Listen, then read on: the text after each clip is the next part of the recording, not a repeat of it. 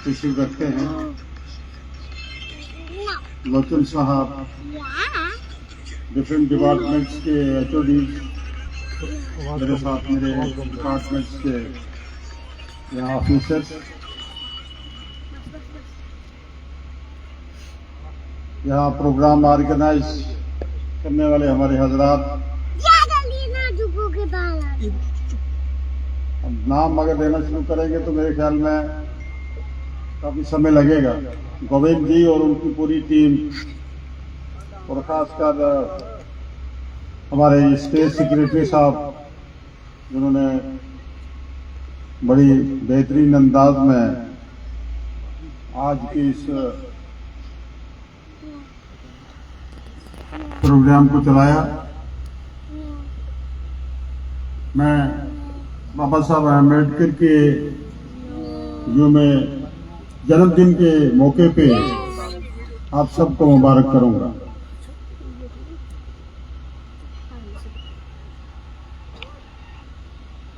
पूरे जम्मू कश्मीर के लोगों को और देशवासियों को आज के इस बड़े दिन की मुबारक। मैं अभी बैठा और सोच रहा था, देख रहा था, प्रोग्राम चल रहे थे और मेरे जहन में एक बात आई, जो अमूमन हर आदमी के जहन में बात आती ही बात है। मैं सोच रहा था कि अगर डॉक्टर अम्बेडकर साहब इस मुल्क में पैदा ना होते तो इस मुल्क की 60% पॉपुलेशन, 70% पॉपुलेशन का क्या हश्र हुआ होता। जाहिर है कि किसी समाज में, किसी मुल्क में, किसी स्टेट में 10-20% तो लोग इधर करके आगे निकल जाते हैं।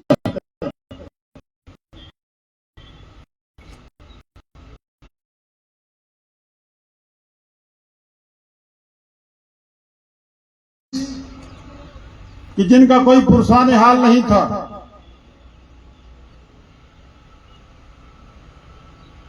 जिनको हम इंसानियत के उस जुमरे में समझते ही नहीं थे।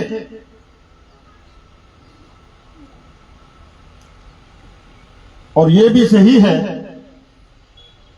कि वो जमाना कितना जाहिलियत का जमाना था कि एक इंसान को दूसरे इंसान से हमारे समाज ने इतनी नफरतें भर दी थी कि हम दूसरे इंसान को ये समझ देते कि ये शायद हमारे इस समाज का ही नहीं। और बाबा साहब भीमराव अम्बेडकर ने एक सही दिशा पे इस मुल्क को चला के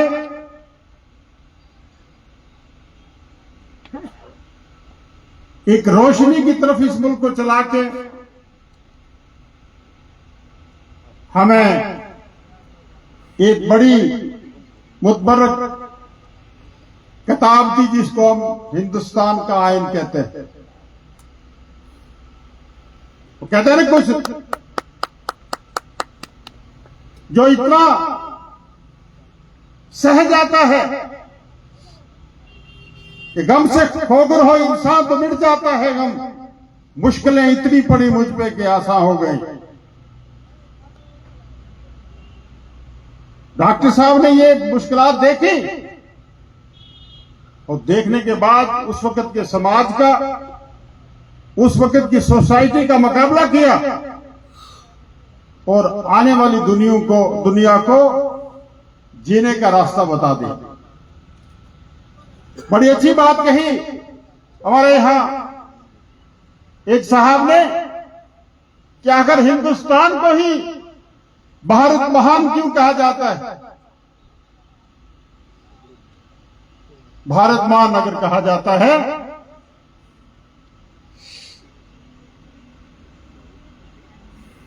उसका पूरा क्रेडिट भीमराव अम्बेडकर को जाता है। आज हम लाल किले पे खड़े होकर डेमोक्रेटिक तरीके से अपनी बात, चाहे वो बड़ी से बड़ी ताकत के खिलाफ बात करनी हो, वो करने की जरूरत रखते हैं, वो इख्तियारात रखते हैं और कह सकते हैं। ये देन डॉक्टर भीमराव अम्बेडकर की है। आज अगर इस बड़े देश महान की इंतजामिया में ऐसे ऐसे लोग जिनको रहने के लिए मकान नहीं, खाने के लिए एक वक्त की रोटी नहीं, वो भी इस मुल्क की बागडोर संभाले हुए और इस मुल्क को आगे, ये सब क्रेडिट जो है बाबा ए कौम डॉक्टर भीमराव अम्बेडकर को जाता है। उन्होंने तमाम हदबंदियां, मजहबी हदबंदी, इलाकाई हदबंदी, कौमी हदबंदी, लिसानी हदबंदी को तोड़ के एक ऐसा रास्ता दिखाया कि जिसमें बराबरी का रास्ता है, इक्वलिटी का रास्ता है और सब लोग बराबर हैं। और उन लोगों के हकूक महफूज कर दिए गए कि जिनको समाज में अपने साथ कोई खड़े होने की इजाजत नहीं देता था। और मैं मुबारक करूंगा देशवासियों को और उन लोगों को भी कि जिन लोगों के लिए बाबा ए कौम सिर्फ एक को कम्युनिटी के लिए, अपनी कम्युनिटी के लिए नहीं लड़े, बल्कि वो हिंदुस्तान को दुनिया की एक ताकत बनाने के लिए जो उनका ख्वाब था उसके लिए लड़े। और उन्होंने बराबरी का जो नारा दिया, वही नारा जो है इस मुल्क को आगे लेके जा सकता है। जब तक हम लोग इन चीजों का ख्याल नहीं रखेंगे, आपस में अखवत, मोहब्बत और प्यार की बात नहीं करेंगे, इक्वलिटी और इंसाफ और बराबरी की बात नहीं करेंगे, हम लोग आगे नहीं जा सकते।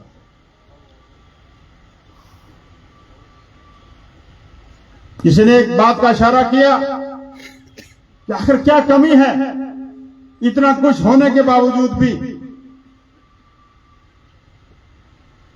हम पीछे हैं जापान से, हम पीछे हैं दूसरी कंट्रीज से। तो मैं देश के लोगों से यही अपील करूंगा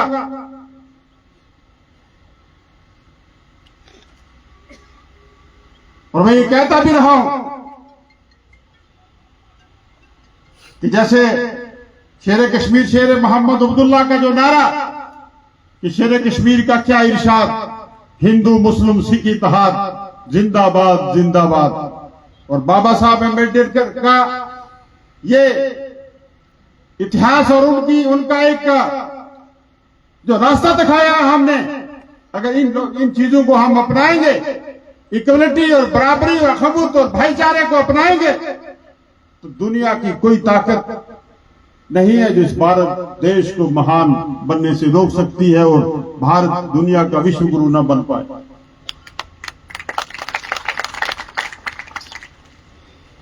मैं आप सब हजरात का, जिला के डिस्ट्रिक्ट डेवलपमेंट कमिश्नर साहिबा मैडम सोनाली जी का, उनकी पूरी इंतजामिया का, और ये जो हमारा ट्रस्ट जो यहां काम कर रहा है, जिन्होंने आज ये प्रोग्राम ऑर्गेनाइज किया है, इनका और मेरे तंजीम के साथी जो जम्मू से भी आए, इन सब का शुक्रिया करूंगा और उधमपुर के लोगों को मुबारक करूंगा कि जो इत्तेहाद, प्यार और यूनिटी आप में है, वो एक मसाली है। इसके लिए आप सबको मुबारक हो। और दूसरी मुबारक आपको ये हो कि जिला उधमपुर जो है एक सेफ हाथों में है और सेफ हाथ मैडम सोनाली का है। आपको भी मुबारक हो और मैं जिला के डिस्ट्रिक्ट डेवलपमेंट कमिश्नर साहिबा को मुबारक करूंगा कि उन्होंने थोड़े अरसे में जो यहाँ लोगों की खिदमत की है, दिल जीता है। आपके लिए भी मुबारक हो। बहुत बहुत शुक्रिया, बहुत मेहरबानी।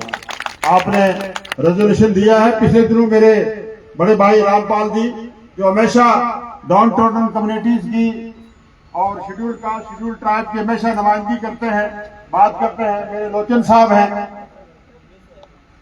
तो मैंने इनसे गिला भी किया। मैंने कहा ये इनका एक डेलीगेशन था SC OBC, तो मैंने कहा ये शेड्यूल ट्राइब को कहां छोड़ के आए आप? तो लिहाजा schedule tribe schedule caste OBC वगैरह की जो नुमाइंदगी रामपाल जी और लोचन साहब कर रहे हैं, आपको मुबारक है। और जम्मू कश्मीर सरकार की तरफ से अमर अब्दुल्ला साहब की तरफ से मैं आपको मुबारक भी करूंगा। और उनका ये जो आर्डर, जो हुक्म जो उन्होंने हमें बख्शा है कि आपके तहफ़्फ़ुज़ के लिए, जम्मू कश्मीर के हर बशर के तहफ़्फ़ुज़ के लिए, क्योंकि सरकार सबकी है, सरकार उन लोगों की भी है जिन्होंने सरकार बनाने में हमारा मदद नहीं किया, उनकी भी सरकार है। उन्होंने कहा बिला लिहाज पार्टी पॉलिटिक्स जात पात सरकार काम करेगी, लोगों की खिदमत करेगी। उस उसूल पे हम चल रहे हैं और आपको यकीन दिलाते हैं इंशाअल्लाह ताला कि जो जितनी भी डाउन टाउन कम्युनिटीज हैं, schedule caste schedule tribe OBC, इनके तहफ़्फ़ुज़ के लिए डॉक्टर फारूक साहब ने हमेशा आपकी तर्जुमानी की है और इंशाअल्लाह करते रहेंगे। मैं यकीन दिलाऊंगा आपको कि जितने भी आपके मसाइल हैं इंशाअल्लाह ताला उनको आगे लेके चलेंगे। बहुत बहुत शुक्रिया, बहुत मेहरबानी।